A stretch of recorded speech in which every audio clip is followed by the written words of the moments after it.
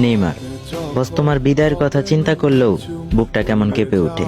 জানি না তোমাকে কিভাবে বিদায় দিব, তবে তুমি যেদিন ব্রাজিল নামক পরিবার থেকে বিদায় নেবে সেদিন থেকে ফুটবল খেলা দেখা ছেড়ে দেব।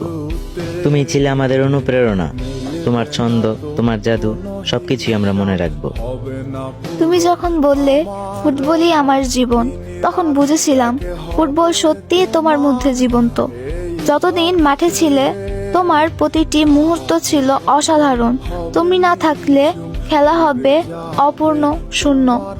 বস, তুমি সেই আগুন যে জ্বালিয়েছিল মাঠকে। তোমার বিদায়ে মাঠে অন্ধকার, ভীষণ শূন্যতা। কিন্তু জানো বস, তুমি কখনোই শেষ হবে না আমাদের জন্য।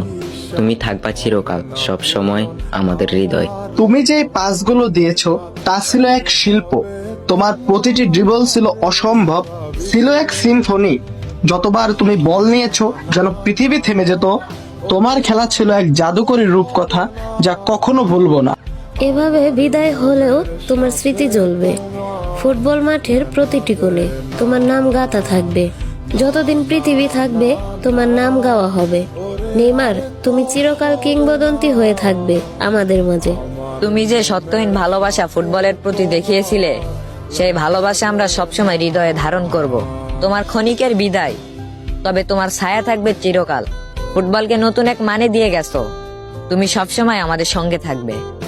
তুমি যখন বলেছিলে আমার খেলাটা শুধু ফুটবল নয়, এটা আমার জীবন, তখন বুঝেছিলাম তুমি মাঠে শুধু শরীর নিয়ে নয়, আত্মা দিয়ে ফুটবল খেলতে। তোমার প্রতিটি পাস, প্রতিটি ড্রিবল ছিল এক অদ্ভুত জাদু, যেন খেলা হয়ে উঠতো এক সুরেলা সিম্ফনি। তুমি চিরকাল কিংবদন্তি হয়ে থাকবে আমাদের মাঝে।